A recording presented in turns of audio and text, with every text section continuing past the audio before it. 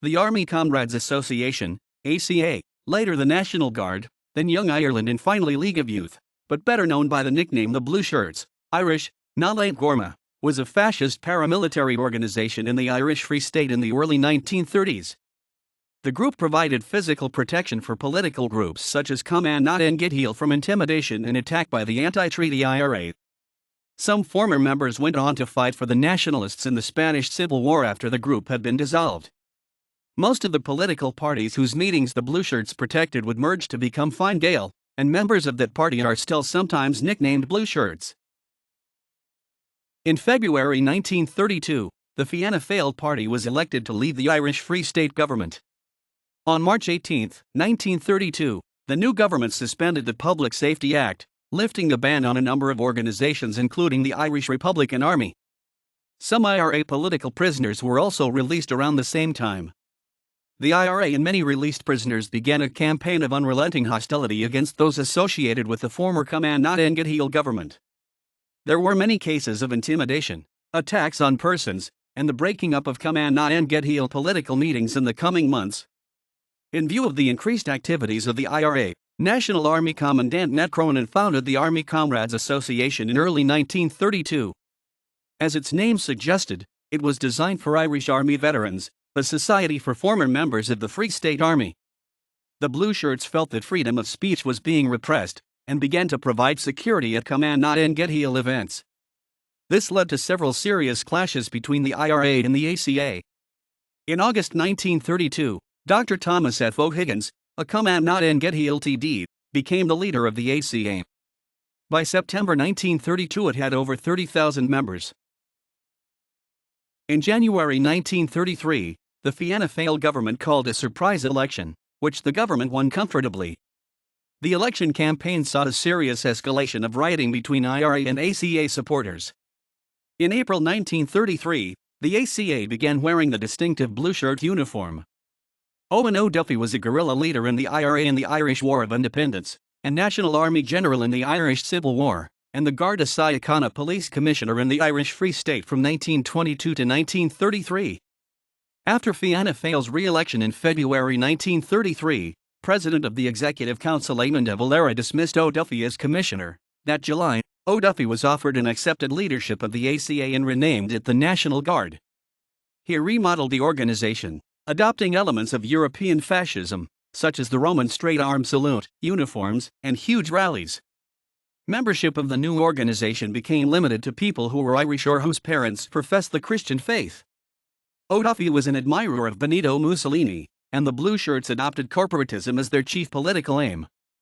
According to the constitution he adopted, the organization was to have the following objectives: to promote the reunification of Ireland, to oppose communism and alien control and influence in national affairs, and to uphold Christian principles in every sphere of public activity, to promote and maintain social order, to make organized and disciplined voluntary public service a permanent and accepted feature of our political life, and to lead the youth of Ireland in a movement of constructive national action, to promote coordinated national organizations of employers and employed, which with the aid of judicial tribunals, will effectively prevent strikes and lockouts and harmoniously compose industrial influences, to cooperate with the official agencies of the state for the solution of such pressing social problems as the provision of useful and economic public employment for those whom private enterprise cannot absorb, to secure the creation of a representative national statutory organization of farmers, with rights and status sufficient to secure the safeguarding of agricultural interests,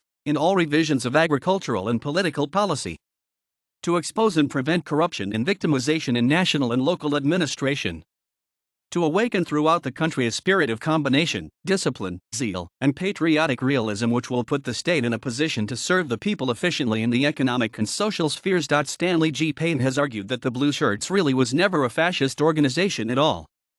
Maurice Manning also did not consider them fascists, with their mixture of patriotic conservatism, militia activities, and corporatism amounting to no more than a kind of Celtic croix-de-foot.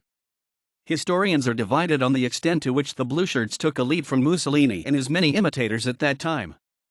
Some of the Blueshirts later went to fight for Francisco Franco in the Spanish Civil War because of his anti-communism.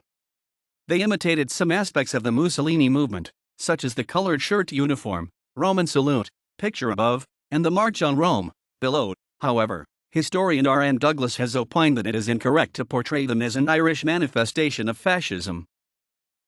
The National Guard planned to hold a parade in Dublin in August 1933. It was to proceed to Glasnevin Cemetery, stopping briefly on Leinster Lawn in front of the Irish Parliament, where speeches were to be held. The goal of the parade was to commemorate Irish leaders Arthur Griffith, Michael Collins, and Kevin O'Higgins. It is clear that the IRA and other fringe groups representing various socialists intended to confront the Blueshirts if they marched in Dublin. The government banned the parade, remembering Mussolini's March on Rome, and fearing a coup d'état. Decades later, De Valera told Fianna Fáil politicians that in late summer 1933 he was unsure whether the Irish army would obey his orders to suppress the perceived threat, or whether the soldiers would support the Blueshirts, who included many ex-soldiers. O'Duffy accepted the ban and insisted that he was committed to upholding the law. Instead, several provincial parades took place to commemorate the deaths of Griffith, O'Higgins, and Collins. De Valera saw this move as defying his ban, and the Blueshirts were declared an illegal organization. In response to the banning of the National Guard, Cumann nGaedheal and the National Centre Party merged to form a new party, Fine Gael, on September 3, 1933. O'Duffy became its first president, with W.T. Cosgrave and James Dillon acting as vice presidents. The National Guard changed into the Young Ireland Association and became part of a youth wing of the party. The party's aim was to create a united Ireland within the British Commonwealth, although its program made no mention of a corporatist state. The 1934 local elections were a trial of strength for the new Fine Gael and the Fianna Fáil government. When Fine Gael won only 6 out of 23 local elections, O'Duffy lost much of his authority and prestige. The Blueshirts began to disintegrate by mid-1934.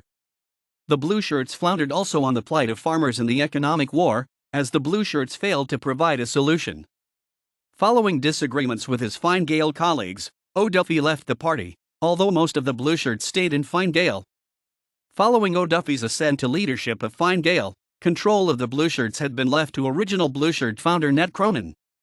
When O'Duffy left Fine Gael, he attempted to resume this position. However, Cronin resisted, resulting in the Blueshirts splitting into pro-O'Duffy and pro-Cronin factions. Cronin and his faction wished to remain within Fine Gael while O'Duffy's faction left entirely. Cronin's faction seemed to have been the majority of the membership. In December 1934, O'Duffy attended the Montreux Fascist Conference in Switzerland. He then founded the National Corporate Party, and later raised an Irish brigade that took General Francisco Franco's side in the Spanish Civil War,